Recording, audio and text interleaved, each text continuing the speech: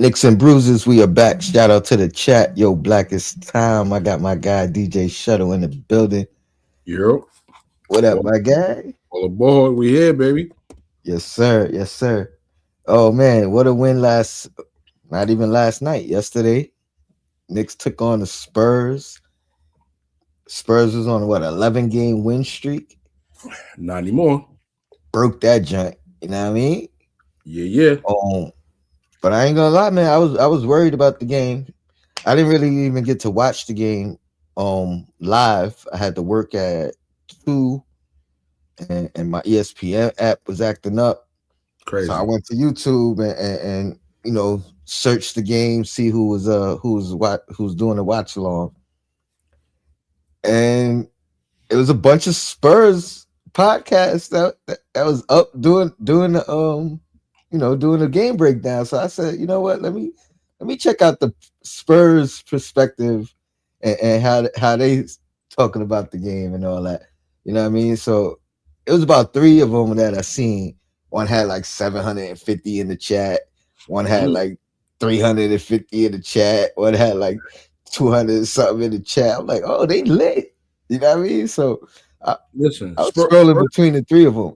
Spurs are contending for a chance to go to the Western Conference Finals, go to the NBA Finals, win a chip this year. So, um, they fans should be just as hype as the New York Knicks fans are right now. 100%. You got a guy like Wimby, you know what I mean, for sure. You know what I mean? It's gonna bring some guys out the woodwork. You know what I mean? Oh, let me go talk about this team. Let me go. You know what I mean? Start a podcast. Not saying these guys didn't exist beforehand. Maybe they did. I wasn't checking for them, but that was just a fun, interesting way for me to kind of get the details of the game in real time since I couldn't watch it initially. And let me tell you how they how the tides turned throughout the game. You know what I mean? The game started off. The Knicks was off to a slow start. I think it was like 11 or what was it? 18-7, something like that. Yeah, 20-7 to start the game. The Knicks did not look like they was gonna pull this one out. yep. And A slow these start. these guys was it. You know what I mean? They was referencing the cup game, and this is how it should have been. And let's keep the streak going, blah blah blah blah. But come halftime, Mhm. they quieted down a little bit. It wasn't that much more excitement about the game and this and that. That was just a funny start. But I did get to watch the game this morning in its entirety. So there are some things I do want to break down about it. Shout out to the chat. JJ in the chat said great win. And what was the other one you said? Here we go. Spurs fans saying it was the last game of a road trip. Excuses. Yes, it was a lot of excuses for a team that was the hottest team in the league. In the moment. Y- You know, I don't know why I give the excuses instead of the credit. But like I said, I was scrolling in between 3 or 4 different channels. It was a few of them that was giving the Knicks their proper respect. So shout out to those guys as well. Um, but yeah, what was your takeaway from the game? What'd you see? What'd you like? What'd you love? Um, Well, um, first of all, the Spurs are a very, very good defensive team. So, you know, the Knicks, even though you could say offense has not been the problem for this team compared to the defense, but when this team plays against the best defensive teams, it seems quite a bit of a challenge. So I was very intrigued to see how the team would perform. Obviously Wemby is, a real unicorn. You know what I mean? No disrespect, but I said what I said. And as far as takeaways though, my boy Baby Siakam, like this guy, this guy is this guy's absolutely fearless, and I just love the confidence in this kid, man. And like as much as I thought he would be, as much as I thought he would be, he absolutely has more of a I belong in the NBA swag than I understood. And like Kumo D, like what can you say? Like this kid is prepped, and I can't wait to see him in the playoffs, have his real coming out party. Hey, I'm a Roger pulls coattail on this one, but shout out to JB. I see. I'm gonna bring it up. I'm gonna bring the comment up in a minute, and for sure, when we get to him, that's gonna be the segue right there. But let's start with Kumo D. Like Shuttle brought him up, man. What do you have? 14 shots in 14 minutes. He had like 15 shots in 13 minutes. He like more shots than minutes. It was crazy. I think he had like 13 or 12 3-point attempts. Here You know we, what I here mean? we go. He played 15 minutes and he had 14 field goal attempts. He was 4 of 13 from three, four Eh, boards, one steal, one block. That block was official too. It was. It was.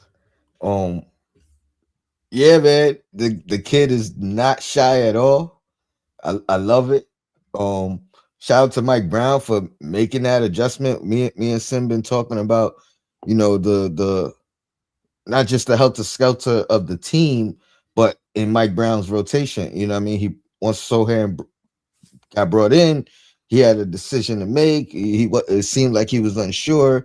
He was leaning on Sohan a little bit more than Mo, even though Mo had the track record of the season, you know what I mean, to go off of. But he quickly reverted back to, what I mean, Mo being that mainstay in the rotation. So shout out to Mike Brown for that adjustment. And shout out for Mo for just being ready. You know what I mean? Not wavering in confidence. You know what I mean? Not like he started the year confident, not hesitating, just making quick decisions, playing basketball. You know what I mean? Like obviously there's no set plays for him or anything like that, but finding his way. And it's starting with the defensive end. But surprisingly, it seemed like as much of a project that I think we all expected him to be, he seems to be a lot more polished than than we anticipated. So kudos to Kumo D for that 100%, because man, like he continues to shock me. He continues to make me worry about retaining him moving forward. Um you guys tampered that a little bit, let me know he does have some type of restriction in his free agency, so that what I mean, that is good. But yeah, man, this guy seems to be with some maturation. Like he could really be a star in this league. It feels that way. You know what I mean? 19 years old. Let's not forget that. That's part of my Well, analysis of who he could become. well, Is what he is now at his age. he turns 21 next month. Oh, 21, 20 years old. Okay, 21 next month.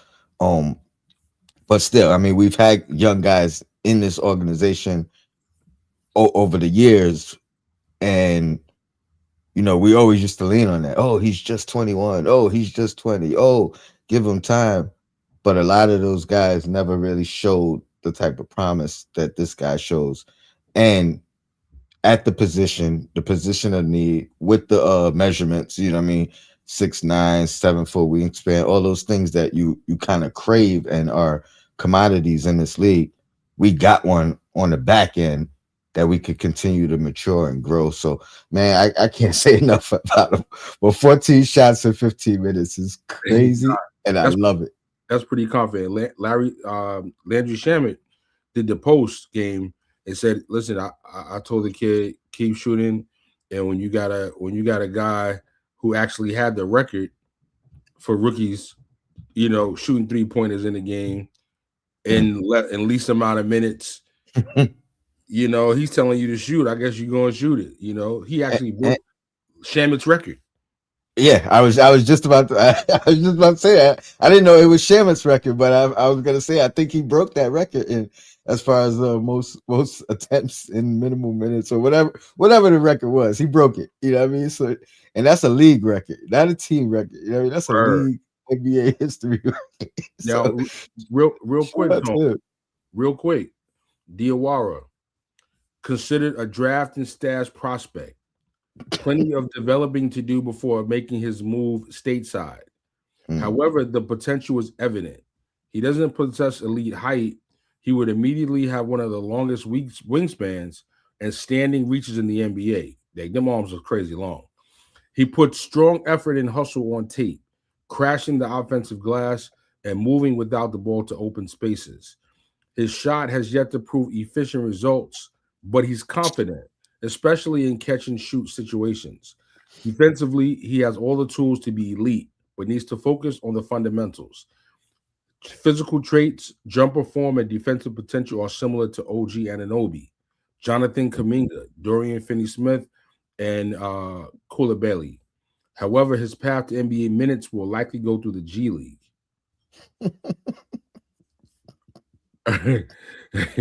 So just for the record, And that's a great scouting report.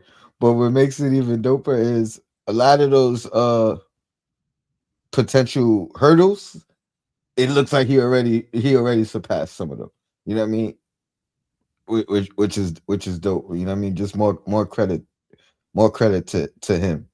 I mean, let's get to it. Let's shout out to JB, uh, one who always seems to hold us accountable. But MBK, my channel as well. You know what I mean? He said the love for Mikal Bridges better be as loud as the criticism. Let's give Mikal some love. Um, 24 points, I believe. 25, Right? 25. Okay, leading scorer in the game. So JB had 24. correct. 25 points, leading scorer. I'm gonna say best game of the year for Mikal Bridges, in my opinion. 5 rebounds, 5 steals, 5 threes. Five's going wild. um, Five's going wild. what I'm gonna say is, if first of all, them steals, I think two or three of them led to like breakaway layups or dunks. You know what I mean? One of them was a nice slam by Mikal that I wasn't expecting on the breakaway. Um, Never expect that. yeah, shout out to him, man. What can I say? This is what we need on a more consistent basis. Um, he's more than capable. I think he got the defensive player of the game that particular that game. I would think five Or, steals. or but I'll save that for later. I did have an argument for OG. And I'm not even sure. It might have been OG that got it, and because I remember coach saying it could have went either way. So whomever have got it, you know what I mean. But great effort by Mikal for sure, man. This is what we need from him on a more consistent basis, or if not on a more consistent basis, because there are times when guys don't have it, and then you got to lean on the others to kind of step up in those manners. If it's not, if Hart don't, I mean, if Bridges don't have it, you know what I mean. We're hoping both Brunson and Cat got it. If you know what I mean, if Cat don't got it, we hoping Mikal got it or OG got it. So yeah, credit to him. Shout out to him. I hope this is loud enough, Mr. Benjamin. But yeah, he played a hell of a game. I think it was his best game of the season for sure. And there's something about these Spurs, right? It's something about when he matches up against the Spurs. I think last was the Christmas game last year, 40 ball for McCall. He tends to like this matchup and show out. Anything you want to add on to the Mikal Bridges loud acknowledgement. Hey, listen, Appreciate you, JV. I I told you I've given up. I've given up. Like I'm not gonna really. For me, Bridges is who he is. He's a guy to not expect a lot from, and When you get it, when he has a great game, you take it. I like the only thing that I will be critical about is not going to the hoop more aggressively. That's just like a style of play. Uh, hmm but even in that, I've conceded he loves his fadeaway jumpers like a fat kid love cake. Yeah, I mean, so but it's been a lot of Matador D, a lot of people getting past him on on drives to the basket, and you know, yesterday though he had one of them games. We need it regularly, so well, that's my criticism. We need the level of defense. I'm not worried about the points. He can score 10, 12 points a game. Like you said, I've been saying this all along.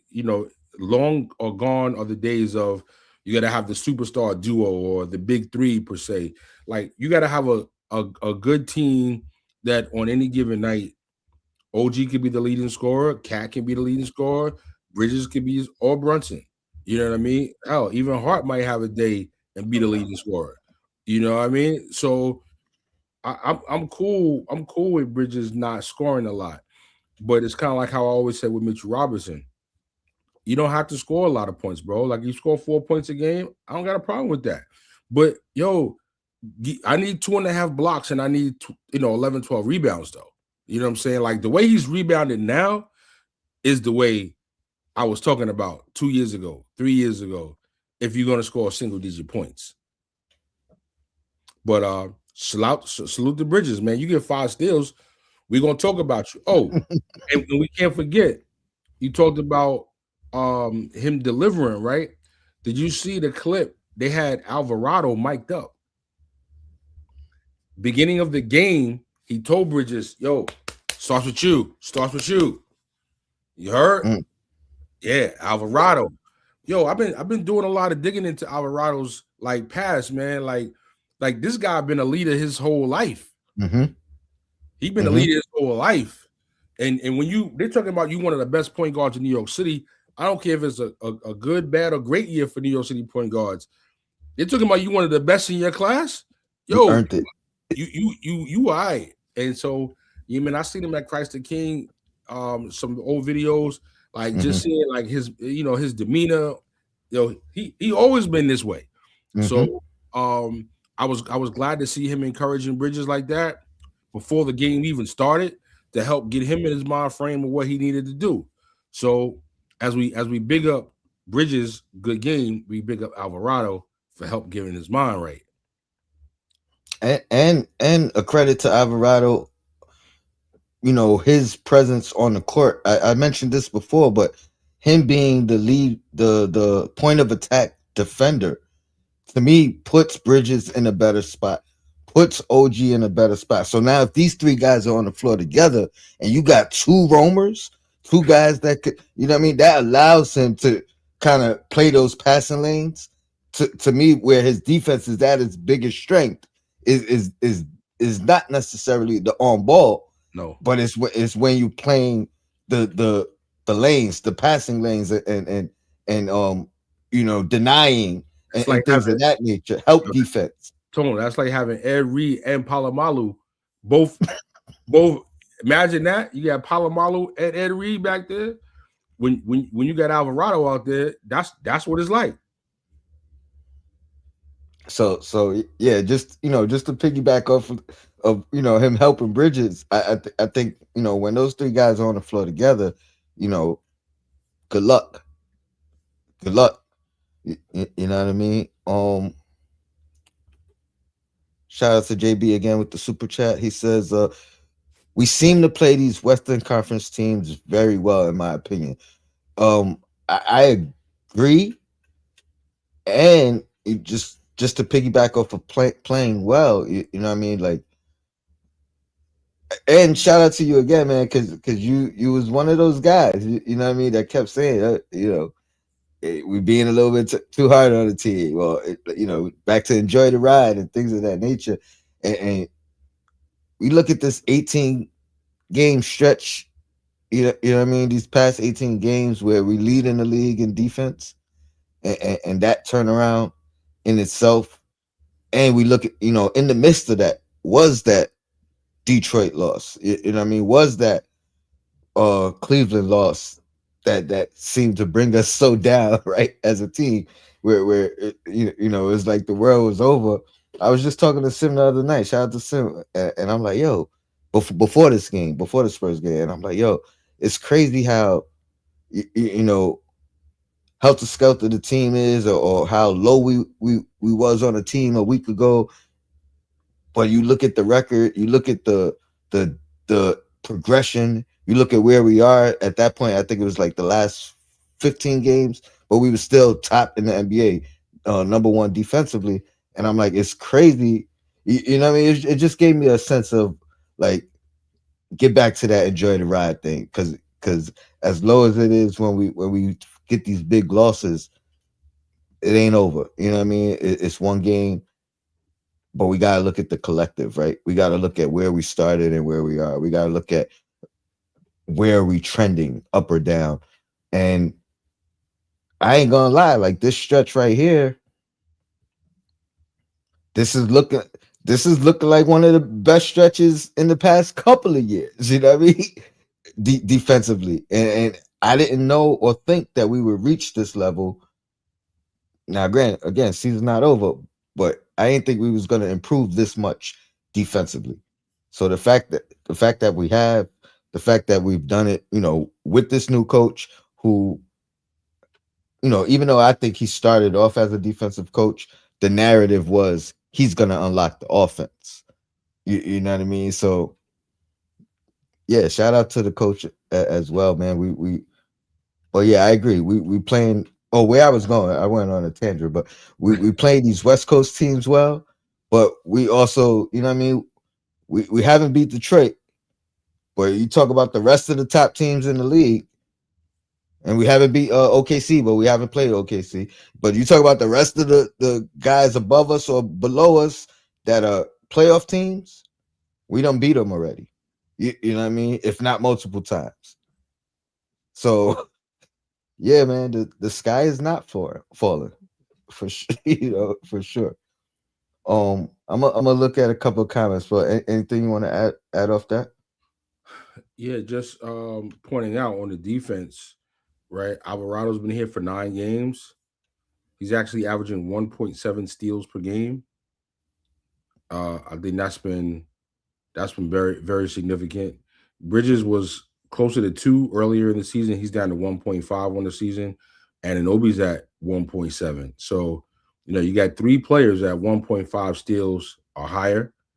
Um, to what we were talking about earlier, the passing lanes, the point of attack. These things are very important. Now, we talked also about just kind of where the team stands defensively. Over the past 20 games or so, it's been, you know, almost every opponent has been held under 100 points, minus maybe like 3 teams. And, but all that being said, as we rate opponents' points per game, it's Boston Celtics on the year leading the league. Detroit's is in fourth, and the Knicks are in fifth. And this is on the whole year, right? This is the entire season. So so is I guess no crazy no crazy thing there why these teams are ahead of the Knicks. You Yeah, know, but even with that, you look at where we started and where we are, drastic difference, right? Like we yeah, climbed to five. You know what I'm saying? We made our way up to five. It's not like it's been there from the beginning of the year. So to me, that's a credit to us, and that's something to look forward to. Back to the second part of the title, consistency. You know what I mean? If this defense, which I'm starting to believe is real, you know what I mean? I wasn't too sure in the beginning of this stretch, this 18 game stretch. First 5 games or so, I wasn't too sure. But now we're talking about another team kept under 100 points, Mm-hmm. 89 points for the Spurs. I think this might be like the 12th time this year that we've kept the opponent under 100 points, and it's And probably the 6th time on the stretch. while it matters, or big picture, it matters even more on a micro level with the Spurs because they're seventh in scoring in points per game. They average 118 points per game. And I think they were at 125 during their win streak. Right. So, so again, you know what I mean? Back to, call back to the beginning of the show. Like, I'm not trying to hear those excuses about the road trip and end of the road trip and all that. They was the hottest team in the league, hadn't lost a game in a month. So yeah, they was in New York for a couple of days. So what? They supposed to be focused on the tasks as we supposed to be focused on our tasks. And we were. Big fact. Um just to break down a little bit of this game, like I said, it started off, it wasn't looking very pretty. I think Brunson was scoreless, I think, in the first 9 attempts with Castle guarded him. Um, once Castle got out the game, Brunson went on a tear and kind of turned the tables on the game and never looked back. So it started with Brunson. I think that second quarter. Who was it in the second quarter? Was it McCall or Cat? I know OG had the phenomenal third quarter, and but again, just a solid team effort. You know what I mean? The way they JB he turned the tide once he got freedom, once he got Castle off him, and it was no looking back as a team. Um, and it wasn't Brunson's greatest game. You know what I mean? Especially the way it started. It was efficient though. 7 for 16, 7 assists. You It know, wasn't it wasn't Cat's greatest game either, right? Or was it 5 for 9 efficient? Like you saying with JV, but 14 rebounds, 5 offensive rebounds. I want to say 3 of them was in the fourth quarter. And the ending score is not an indication of the game, right? The Spurs continued to fight. Like I think they cut it to 6 a couple of times.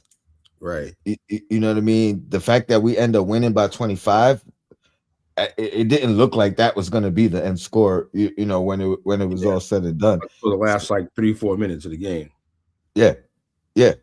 So shout out to the Knicks, man. Like this was a great win. I'm not gonna go and say the best win of the season. I've said that quite a few times already, but this was a very impressive win. And the big word that I've seen floating around through Twitter and content creation and even text messages, again, shout out to Sim. You know what I mean? He texts me statement win. You know what I mean? And that's kind of what it felt like. Um, does this give you confidence that the Knicks have kind of found their way moving forward? Or are you looking at the Knicks like you're looking at Bridges? Yo, it's funny you said that. That's the first thing that came to my mind.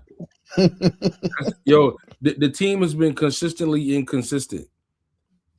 So, you know, 14 wins, 4 losses, the defense shoring up. I'm probably at the 5 yard line with with confidence that this is the team. But you also have to keep in mind, you got rid of Yabusele. You're still determinant. Are you gonna give Diawara these minutes? Are you gonna give Sohan these minutes? That's still not 100%. Diawara is still a rookie, and even though he looks promising and we love his game and what he's doing, you know, his minutes has been fluctuated. So being able to depend and rely on him on a game by game basis, we haven't been able to do yet because he hasn't been locked into that type of role. Alvarado's only been 9 games, um, but I'm happy for that. And he's clearly been a 2-time winner for the defensive player of the year of the game. It twice out of only 9 games. Other people have played all season and maybe only won it once or twice. So and yesterday, I mean, he only played 17 minutes. He got 5 assists. You understand what I'm saying? He finds guys in a way that Deuce and Brunson never could and never would. And I am happy for that. When you add his defensive ability, plus the ability to find guys and make shots, that is giving me a different level of confidence in this team that, respectfully, that I didn't have with Deuce as the backup point guard. Sorry. And I just hope that the team continues to give Alvarado his minutes, let Brunson get some rest. You know what I mean? Save him for clutch time. Play them together when the matchups, aren't bad. And but yeah, bro, I'm at about the 5-yard line with saying this is who we are with a lot of new parts and still figuring out some of the lineup pieces. Hopefully it'll get all locked in over the next few weeks. Yeah. Well, to two of the points that you made, I do think Mike Brown has made the decision that Diawara is a mainstay. As far as the rotation and who do I play when over who. I think Mo has solidified himself, or Mike Brown has solidified his spot, however you want to look at it. I do think that is evident over the last 2 games, just by that. You know what I mean? He started with when Sohan got here, he was either getting the minutes or splitting the minutes, and now you know what I mean. It looks like it is going to Mo, and deservingly so. So I think he earned it. And then to your point about Alvarado, I do think, like, even if it's not the crazy standout game, whatever his impact is, game in and game out, it's loud. You know what I mean? Like, you could feel it, you could see the impact. Like you said, 5 assists this time. The 2 steals in the fourth quarter against Houston. Um, y- you know what I mean? The Five four steal game. threes. The Say that eight again. three game. I said The 8-3 game. the 2-5 steal game. The eight Five. three game. It's like So he's only been here for 9 games. He's only been here for 9 games. So it's quite the impact. I mean, I would say I don't want to toot my own horn, but I was saying they need to get Alvarado. you were, and I wasn't sold. I was not sold. It took 3 games for me to say, hey, I didn't know this much about the kid. You know what I mean? But like I said, the great part about that is the impact. Like, whichever way it comes, you know what I mean. He impacts the game for the most part on a nightly basis. He might have had two stinkers in 9 games. Every other game, you could pinpoint how he impacted said game. So, That's great. That's shout out great. to Ohe. He said, "I like to retract my previous declaration of Sohan over Diawara for defense. Kumo D is that guy. He Yo, is him." Sohan at this point is incredible insurance. That's an like when you go for a championship, sometimes you got a guy or two like that. Where it's like on another team, he might be getting minutes. He might be doing something. But here, like, he's insurance, and it is what it is. We'll take it. We'll take it right now. Because at the end of the day, Diawara is still a rookie.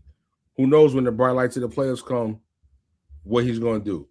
You know what I mean? And to have a guy with a few years in the league already, on standby, doesn't hurt. For sure. Nostalgic Nick said, I think Jose got a Nike deal already. Well, I'll tell you what, the slogan fits. You know what I mean? Just do it. Because he that's what he does. Um Again, I don't remember who got defensive player of the game, if it was Mikal or OG. Both either one would be deservingly so. But I was watching a podcast this morning where they talked about 18 possessions where OG guarded either Wimby, Fox, or Castle. Seven possessions was Wimby. He scored 0 points. I think four possessions were on Fox. He scored 2 points. And three possessions, right? 4, 5, 6, 7. Yeah, no, that would be 14. Well, I forget the number, but I know seven of them was on Wimby, 0 points. Castle scored 2 points, and Fox scored 2 points between the other two. Between the rest of possessions, out of 18 possessions, 4 points guarding those three guys. Um, Not bad. Goes to that strength of, you know what I mean, OG, the switchability, and then that impact. So OG Mikal was able to do his thing in his minutes, playing off ball and playing the passing lane and getting them breakaway steals, very similar to what OG does. You know what I mean? But yeah, OG's impact on whomever he guarded, whenever he guarded, was phenomenal. 4 points on those 18 possessions. That's not including the possessions where he guarded other guys. You know what I mean? So yeah, shout out to OG. This was definitely a wing stop game. You know what I mean? This is what we foreshadowed, or what we're looking for when we assembled this roster. Pardon me going back and forth. I'm just going through my notes because I had got a couple of stats and things that I just wanted to throw out there. Oh But yeah. what else you got for me, Shutter, while I look at my notes over here? Well, I mean, right now, we got Toronto coming up, and then OKC comes to town, and you had asked me about how do I feel about the team, and there was a comment about playing the West Coast teams, while OKC is not necessarily a West Coast team, but Western Conference team. Um, Ironically enough, right now I'm feeling more confident against the Western Conference top contenders than I am against the East top contenders. So, I mean, if you can get through the East and get to the finals, I probably feel more confident winning at the finals than I do getting to the finals. Mm, If mm, that makes sense. mm. So if we Detroit get there, Detroit scares me more than more O- than the West. more than OKC and more than the Spurs and the Nuggets and the Rockets, who are the top four teams from where I sit. And the Timberwolves. Throw them all out there. Yeah. Timberwolves I, not I just I just give them they respect because they've been to the Western Conference Finals past 2 years, right? So you know what I mean, like, and I don't know if that was their expectation either one of the past 2 years. So until they don't get it there, you know what I mean. I'm gonna give them their fair shot, their fair chance to get there or okay. further. Well, yeah, listen, right now they're tied for third with the Rockets. Nuggets are a game right behind them. In a 4-5 game though against the Nuggets, I'm taking the Nuggets. That's fair. You wanna read the what you throw up in the private chat? As of early 2026, and this is going out to nostalgic Nick. He said, I think Jose got a Nike deal already. So what I found here says, as of early 2026, Jose Alvarado has returned to wearing Nike specifically, choosing Nike Book 2s, following the expiration of his previous deal with Peak in 2025. Peak is, I think, a Chinese brand. The Brooklyn native and defensive specialist was acquired by the New York Knicks from the Pelicans in February 2026 to boost their backcourt. So, yeah, he's back in his Nikes. Maybe they're going to do something custom with that Boricua flag on it. And, listen, all they got to do is do some uptowns with the Boricua flag on it. They ain't even got to do a basketball shoot. Uptowns with the Boricua flag, and it's up. Shout out to Kareem, right? He said it was Mikal. I'm assuming that's defensive player of the game. And again, shout out to him. It was deservingly so. My point was just that it could have gone a couple of different directions. Josh Hart. we talked about the slow start in that game, and I think a large part due to Josh Hart, pardon me, not knocking down the open shots. They were not guarding him. They had Wimby as his primary defender to start the game, and you know they allowed Wimby to roam because he wasn't gonna guard Josh Hart, and Josh Hart couldn't knock down shots early. But I want to credit him because I think he still had a phenomenal game. Nearly a triple double, right? What do you have? 10 points, 10 rebounds, 7 assists. I believe. Um, but he adjusted and he found a way to make them pay without him necessarily knocking down his shots. And 1 for 6 from three. He definitely wasn't knocking nothing down. but he found a way to still make them pay. He took the shots, which you know last years prior, that was one of the biggest issues and arguments we would have. It wasn't about his ability to knock down shots. It was about his unwillingness to actually take the shots and be a threat. You know what I mean? So credit him, number one, for still having the 6 attempts, 1 for 6. Not a great shooting night, but he started out with doing what the first thing you're supposed to do is make yourself a threat. Once you realize, hey, it might not be my night, I'm not knocking down the shots. He adjusted and found other ways to impact the game. Obviously with his rebound, obviously with his assists, but also the things that don't come up in the stat sheet. And I'm gonna say, the pick and rolls and making Wimby adjust to not guarding you. You're not gonna guard me. Okay, I'm gonna make you switch and guard somebody else. I'm gonna make you have to come out and leave the paint and not not be able to utilize your size and deflecting and defending the rim. So whether it was Josh Hart in particular or Mike Brown, whoever made the adjustment, I think that was super crucial in the second half to us continuing to kind of keep the lead and hold on to this game. I know one thing: he could not shoot if he want to. Is one player on that bench who ain't lacking confidence that's going to come in there that will happily take some of your minutes And, and throw them up. to your point, because I you ain't saying name, but I know who you're talking about. They used the same strategy. His threes was wide open, which is probably why he. How many you say he took? 14. 12?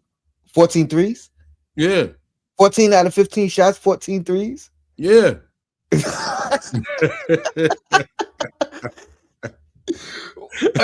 the strategy of Diawara was exactly the same. They was not guarding him. You know what I mean? And shout out to him, and shout out to Shamit, and shout out to the team for I'm encouraging sorry, I said him. 14. He took 14 field goals overall, and Okay, he shot 13 3-pointers. well, either 13 out of 14. That's Wicked. again, again. Yeah, But this is a rookie, and this is not Steph Curry. oh wow, that's shout out to that man, yo, and the team for encouraging him. I think I don't know if it was Shamit who said it or Mike Brown. I think it was Shamit, but he said, "Yo, if we pass you the ball, you the number one option." That was Shaman. You know what I mean? Like that's the kind of confidence you instill in your teammate, right? Like, yo, if we pass you the ball, you are the number one option. If the ball is in your hand, That's a great shoot that, mentality. make the decision, go. You know what I mean? But now it's your time to make that decision. Number And one option don't necessarily mean shoot the ball. I mean, maybe he don't know that, but no, but it means you I think he it's your does. chance to make the decision. He seems to. There's been a few times throughout the year, especially early in the season. Maybe he was trying to prove himself. Maybe we just didn't realize how confident he was. Whatever. But I think right now he's at a place where he definitely gives it up quick. He doesn't hold on Mhm. to the ball. Either he shoots it, he Yeah, passes it, or he makes a drive to the basket. And 100%. there's no over dribbling. There's no holding it too long. I'm not sure what we figuring out. Nah, he like he sees the play a step before the play actually even happens. And Not like Jason Kidd level, yeah, but he knows what to do with the ball when he gets it and what he's gonna do. I mean, it's keep it simple, stupid, right? And to me, he makes quick enough decisions that it takes away from the mistakes that he could be making by holding and thinking and trying. You know what I mean? Like he doesn't give himself time to make a mistake because his decision making is quick. Shoot, dribble, pass. You know what I mean? Which one am I gonna do? So to me that's what makes him over the curve or above the curve when it comes to some of the younger guys that we've had on this team in the past or throughout the past in years because and I said this earlier in the year. I don't know if it's the quick decisions or the right decisions. Like I don't know which one it is with him. You know what I mean? I don't know if he's just making quick decisions, which is limiting his mistakes, or if he's out there actually just reading it that well. I, But whichever one it is working, right? no, I believe he is in tune. He knows what to do, and when he gets the ball, he's a step ahead. Yeah, I mean, it definitely looks and seems that way, and I hope that is the case. Shout out to my guy Chop Low in the chat. I miss you, my guy, man. One of these days, you gotta jump back on the show, man. Whether it's mine or Sims or whoever, man. Shout out to Chop Low. Let's see what else I got. I had a couple other stats out here. Shout out to Tommy Beer with this. I think I had some quotes from him. Let's see. I can't The wait to Knicks are see. one of two teams in the NBA ranked in top five in offensive efficiency and inside the top 10 in defensive efficiency. That's for the year. You mentioned that earlier. I was Shuttle. actually looking at the stats and similar, but a little different. They're one of very few teams, which also includes the Pistons, that are uh, top five in defense, but top 10 in offense. That's a great recipe. Yeah. That's a great recipe. I'll take it. Top, 100%. This top is five defense. That's a top 10 offense. I'll take my chances. this is another one coming from Tommy Bear. Highest net ranking among all qualifying rookies. Number one, Mohamed Diawara with a plus 15.9. Number two, Hugo Gonzalez plus 15.3. Number three, Khan Knipple plus 10.3. I mean, I don't know if he even is even looked at in any conversations with Rookie of the Year. Is probably not the Oh, case, which is great. You know what I mean? Keep going under the radar, my guy. nah, Yeah, I mean that's just gonna be the Edgecomb's biggest killing. splash. Edgecomb is killing. Like respectfully, like he's not at the Cooper Flag Edgecomb level. You know, No. 100% not. And he's not even. I mean, he's not ha- on this team. His opportunity is not what theirs is. You know what I mean? His responsibility is not what theirs are. So even if you know what I mean, there's no shot. So continue to fly fly under the radar. I can't wait. This I was can't wait random, to but it see. popped out to me nostalgic. He said, "I don't trust Mike Brown." Nah, wait, hold on. What do you say? He said, "I don't trust Mike Brown." I don't even know where that came from. You know how many times I said that? I know, but usually when we express that sentiment, it's after a bad loss. You know, it's after a bad. Nah, that's part of my 5% or why I'm at the 5 yard line too, because I don't trust the coach. Mm. Yeah, I mean, at times I don't. But right now, I'm giving him his credit and his props for you know for number one, like I said, making these rotational decisions. You know what I mean? As much as I've had um trust issues with him, again, right now I'm back on that enjoy the ride. I'm looking at the totality of the season. He's made some great strides. The team has made some great strides. So, and I knew he was not in for an easy task coming in. So, oh, All he could do is make the NBA finals, as far as I'm that's concerned. right. If he don't do that, it's a disappointment. And I know nobody wants to hear that. Well, I know some people don't want to hear that. I know there are some people that are all aboard with all that. Like, you know, you don't make the finals. Like, what we bring you here for? But I don't want to. I don't want to drag that today. Great win yesterday. Toronto on deck. Respectfully, I like putting RJ Barry in his place. And you know, see, come on, man. Come on, man. Come on. I know. There you go. Shout out to my guy Jason Benjamin with the super chat. He said, "If Tibbs is here, Cool Modi ain't playing this much." What? What? I I What? I don't know if that is the case for a couple of reasons. Like I know what the narrative has been against Tibbs, and this is not me defending Tibbs. This is just me pointing out one thing. It's not every rookie. It's not every young guy that doesn't play. You know what I mean? Like quickly found his way into Tibbs's circle of trust very early with Year one. in his He averaged rookie 20 minutes a in his game rookie year year. one. 20 minutes a game. 20 minutes a game.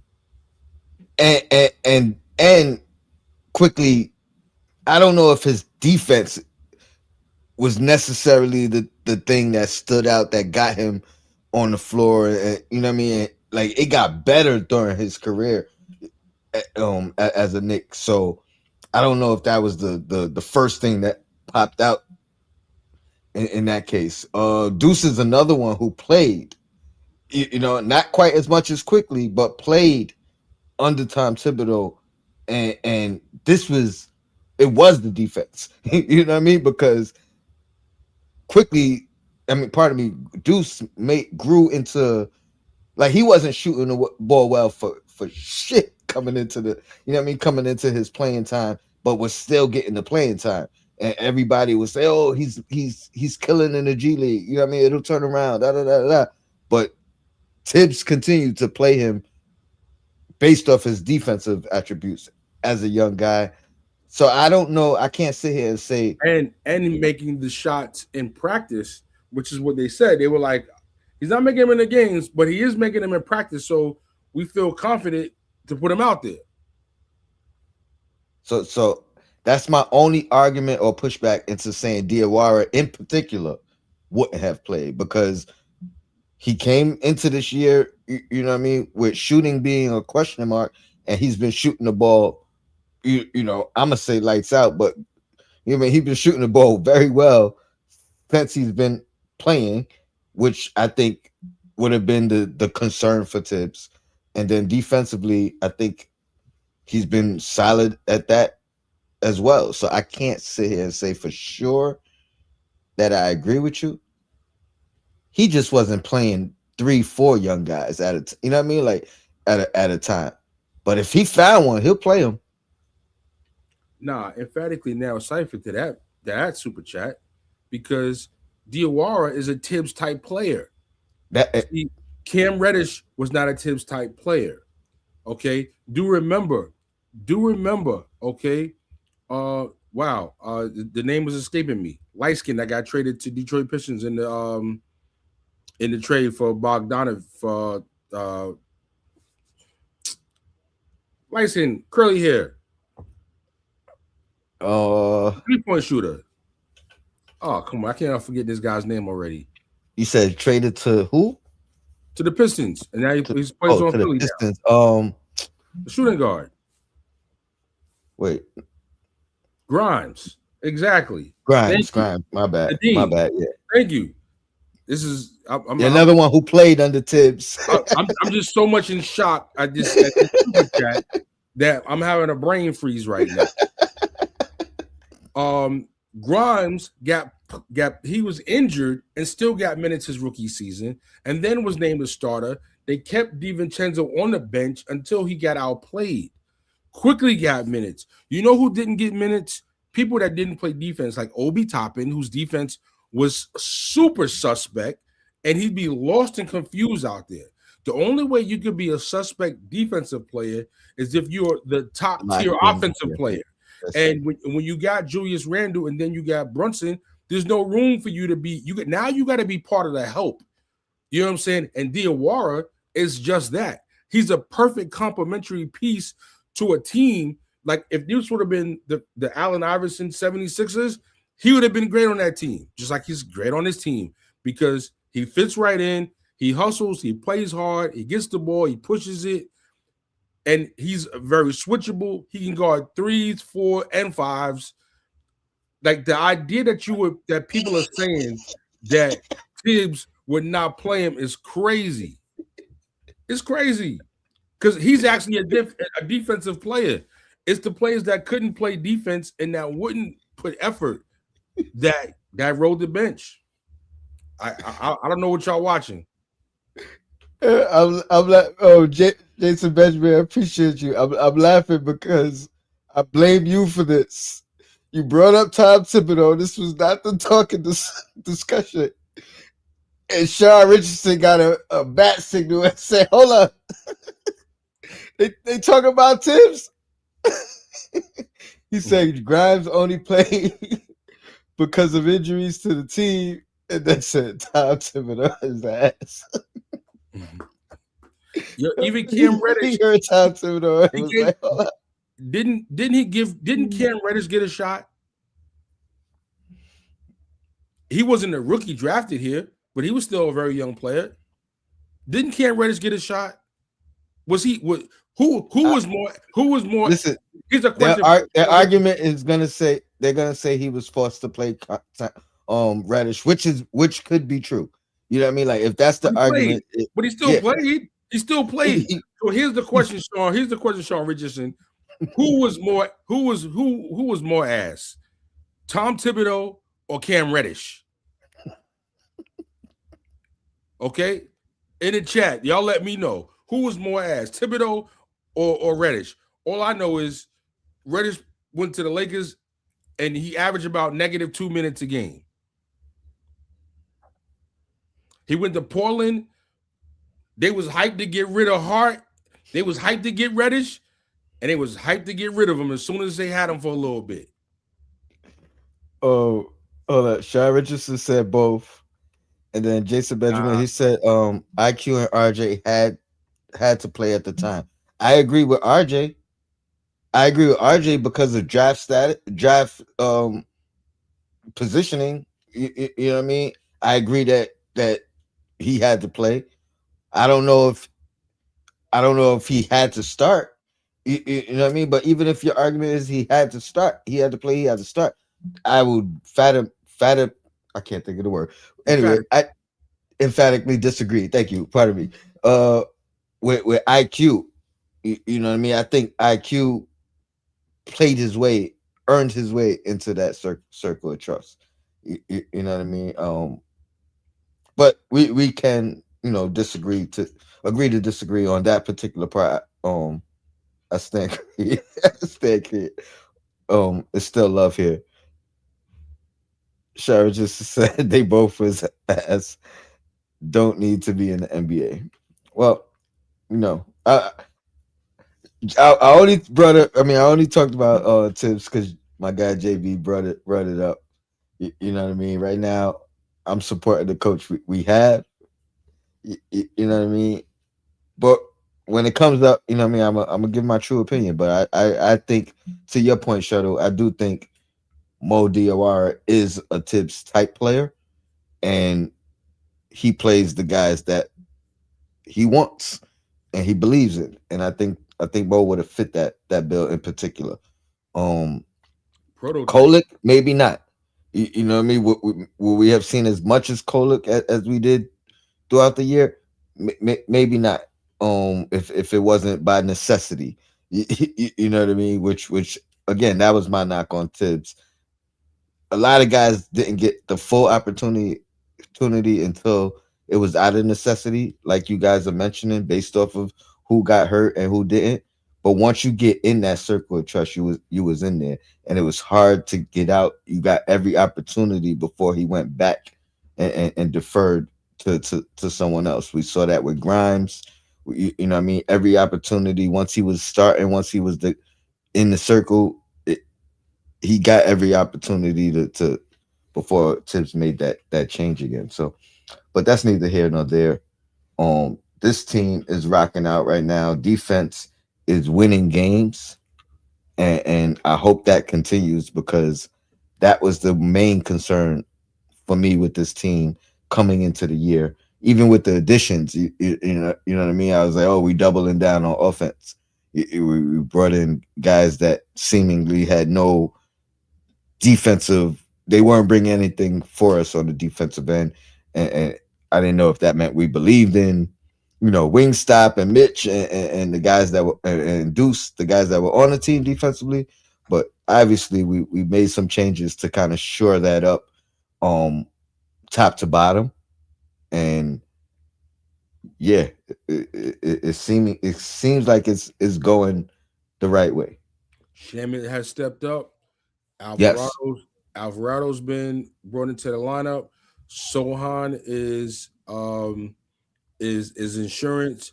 Yabusele's been placed with the rookie Diawara. And come on, fam. Like, I, really, I gotta disagree with that too. yes, Shaq Shamit got average like every opportunity once he made it back to the team from the soldier surgery. He had every opportunity down the stretch of the regular season before the Tibbs playoffs. was like, "Hey, you don't got it. You haven't rehabbed yet. You haven't recovered yet. Like the shot hasn't come back to form." But I remember the end of the regular season last year. Shamit was getting every single opportunity to shoot his way out of the slump that he was in and did not. Now, if you're talking about the playoffs, maybe he waited a little bit long, too long to kind of give him that next shot. But But he got the but in the opportunity to series, close out. before that though, he was ass. You talking about ass, Mr. Richardson? Shamit was ass against the Boston Celtics, which is why he didn't really get minutes to kick off the Pacers series. And and while that's the playoffs in the season after he missed all of them games, he still for the season averaged 15 minutes a game. You coming off the bench, how many minutes you supposed to average? 15 minutes is respectable. If you play in 15 minutes and you coming in for a player ahead of you, that means that player is averaging 32 to 33 minutes a game. That's what I was told is the ideal minutes that you want from your starters.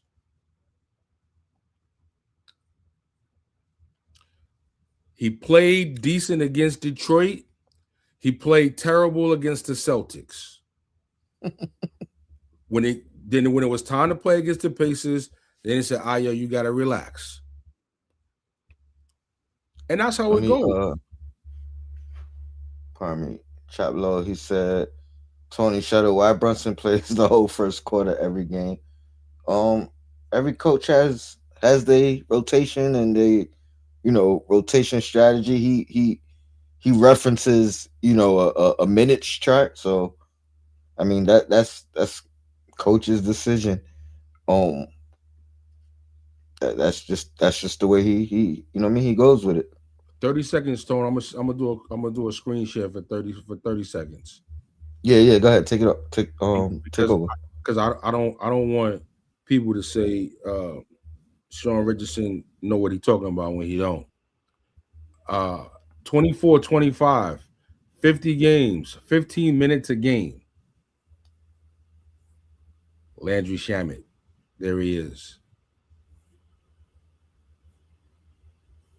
50 games, minutes, 15.2 minutes per game.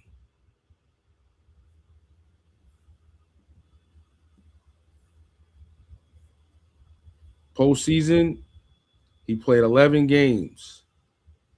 He got 7.5 minutes.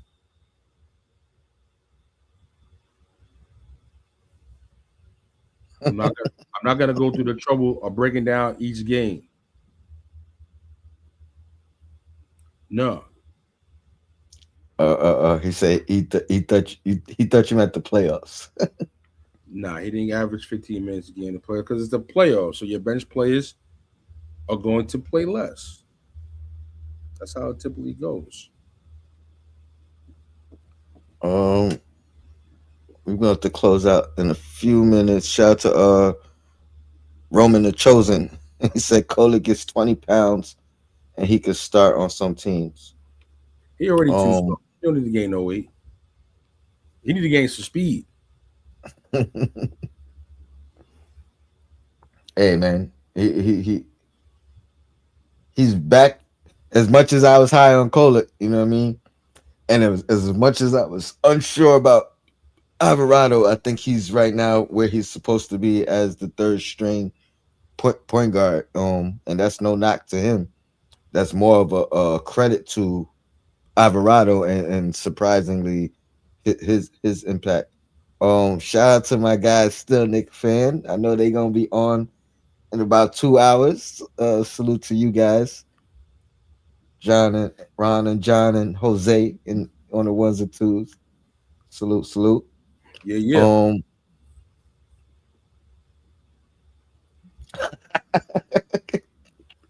say he needs to gain height. I agree. He's a third string on this team. Word. I think his growing days are over.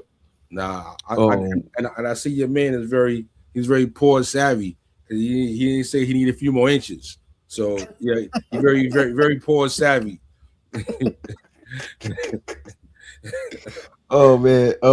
Anything else you want? Oh, anything else you want to highlight or discuss before we get out of here? And then I'm gonna Nah, I just give a just little tidbit. looking forward to, um, you know, respectfully, like once a Nick, always a Nick. Yeah, yeah, yeah. I get it, but RJ is definitely um not one of my favorite Knicks of all time. So anytime they play Toronto, I look forward to beating RJ Barrett. I ain't gonna hold y'all. I'm petty. What can I say? I look forward to it. And Toronto's a tough team. You know what I mean? There's one player in the NBA I definitely respect is Scotty Barnes. You know what I'm saying? I respect Scotty Barnes. Like that's a guy I would love to have on my team any day. You know what I mean? The way he plays, his approach, his attitude. So Toronto's a tough team. You can't overlook them. And with OKC following that, you don't want to get too far ahead of yourselves. So you got to respect Toronto. They're not that far behind in the standings, and it's a team you want to keep at bay. So you definitely got to win this game. Yeah, for sure. I I'm starting to feel like the Knicks have, they're starting to find their way. I'm not overlooking Toronto. I don't think they are. I think the Knicks are at a point where, I mean, they've always said it, where it's next game and not looking past teams. But I think they've reached that point where, it's game by game, and what do we got to do tonight to beat this team? I'm not overlooking Toronto, but I'm looking forward to the stretch, right? I'm really looking forward to Toronto, however that plays out, but then that next one, you know what I mean? Another barometer game, another game to test ourselves against the top opponents in the league. I think we're done with Detroit for the year, so we don't get that. You know what I mean? We can't fix that one, but let's see what we got. Let's see who we are against. A playoff team in Toronto, and then a top team in this league in OKC. That's Yeah, right. Old head just said it himself. Like Tuesday Raptors, Wednesday OKC, and back to back at that. You know what I mean? So and then the 6 game road trip. yeah, So you don't want to get too far ahead of yourselves, but before you head out to the road, a tough road trip, you absolutely want to win your final game at home before you hit the road. And you got OKC on the second half of a back to back. But we're not making excuses. yeah. I think I had one more Yo, comment. let me find out. Ron Man is a comedian, huh? I'm not posting it. I uh, see what I'm not posting it. peace to the God, Allah wise. Back to back game. Will Mitch play against Toronto? If my memory serves me correctly, they played Toronto on the first of a back to back, and Mitch didn't play that game either. I think it was. I want to say it was the Sixers was the second game. Yeah, I mean, I wouldn't, if we're talking about who do we need him more for. I'm reserving him for the OKC game, personally. Um, Yeah, that would seem to be the play. But yeah, I mean, so that's just it. We're not gonna see Mitch play a back to back once the entire season. Like this is uncharted waters here. But hey, listen, I ain't even gonna say um, I ain't even gonna say it. So he's had a good season. So I'm not gonna question it right now. It is what it is. JB, he said, "What a time to be a Knicks fan, though, for sure." He said the '99 team is my personal favorite team, but this team this team I'm gonna say is exciting. This time has excited, but hey, Yo, yo, yo, this is exciting team. Um, yo. but Good luck to you reading that. the That 90. was crazy. That was Hey, crazy. I think I paraphrased it pretty well. Yeah, You know what I so mean? did he. Oh, Mitch versus next week. Well, oh, look out for Friday. Um, me either doing like a little short video, or um putting something in the post as a post for my upcoming show for next week. I'm just waiting on a confirmation, but I got a special guests that I'm trying to line up. Once I get the confirmation, I'll make the announcement, and hopefully you guys tune in. But I need you guys to respond to my post or my actual short video with some questions that you guys may have lined up for the guests, or you know any things you guys want to ask about it, or ask him directly. So this is gonna be interesting. Hopefully, you guys are all locked in with your subs and your notifications turned on, so you guys can interact and give me some questions to ask this gentleman. But let's just say he's been a Knicks fan for a long time and witnessed the last championship. So yeah, we gonna have fun with that one. And I might get another show in this weekend, but beforehand. So just check just check it out. Like my guy said, smash the like button, subscribe, put the notifications on, all the good stuff you do to show love. But just showing up is enough love for me, man. So I appreciate you guys. Shuttle, man, I appreciate you as always. Anything you want to plug you got going up? Um, at DJ Shuttle NYC on all the social media platforms. Stay in tune with everything I got going. Um, I I got Gina Thompson coming out to the day party in Long Island, March 28th. That's way out there in Patchogue. If you're in Long Island, if you're from Brooklyn, you uptown, it might be too far unless you're trying to book a hotel. You know what I mean? But March 28th, Gina Thompson coming live to Long Island and Patchogue, Long Island, Suffolk County. We deep out there. And I'm going out to South by Southwest in 2 weeks for the big festival. I'll be hosting it with Making It Magazine, hosting the stage out there on Saturday the 14th. That's that's crazy. That's gonna be crazy. 13 years crazy every year. And yeah, man, I'm just excited to see this next couple of weeks, man, finish up the season strong. Clearly it won't be the number one seed that I was looking forward to this year. But I'll take a division crown and I'll take an NBA Finals appearance still the same. So I'm One hundred locked in. percent. And that NBA championship. Don't sell it short. Gotta get that chip too. We gotta get to the finals first. I feel you. Yeah. You Um, gotta be in it to win it. You gotta be in it to win it. I do have a trip coming up next month. I'm going to the Knicks Atlanta game in Atlanta. Mm, So anybody out there, baby you, New you, York. you know, Talking about baby but New York. Baby New York. eh, and I All of the might do Knicks. Shout to all of I the Knicks might do a mob. little Hold on, series. Tony. Hold on. Shout to all of the Knicks mob out at the games, making noise, letting it be known. MVP chants. Let's All go over the Knicks chants country. all over. I'm talking about in Washington, in Atlanta, in Charlotte, in Portland, in Philly. Yo, Knicks mob is officially out here, kid. And West Coast and all.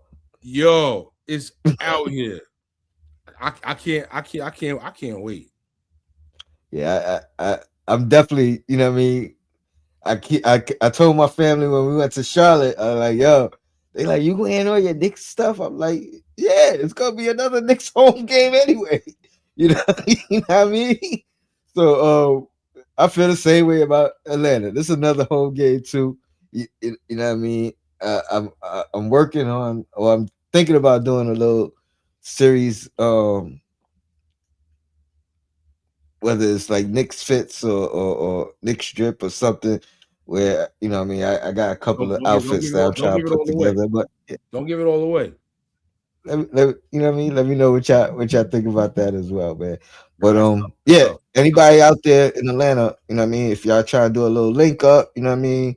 A little post game, whatever. Let's chop it up, whether it's in the chat or you could yo black is time at gmail.com. You know what I mean? Hit me up there and you know what I mean? Let's see if we can work it out. I think it's the 4th of next month. You saw they had Ti perform. They recognized Magic City as being an institution in Atlanta. So they had Ti perform on the heels of all of this, New York rappers and 50 Cent back and forth, back and forth. I was like, yo, I'm so glad that they had him perform for that because if they would have waited and let him perform when the Knicks came down there, you know what I mean? That would have been slanderous. But they wasn't. they wasn't savvy enough to keep that in their pocket. But I that's mean, cool. That's I don't know if that would have been that wise anyway. I know he'd be home, but nah. it'd Their be fans too would have many been Knicks there, fans and they would have in been this. booing them. And they would have been Yeah, booing them. so so I don't know if that would have been wise. And yeah, this whole 50 Ti Harris family, the front stoop will be back soon. Send out on vacation right now, you know. But we gonna get to that on the front stoop for sure. You know what I mean? This is crazy though. This is crazy.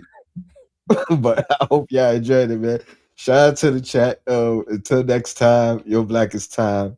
Appreciate y'all, man. Shut up. Appreciate you.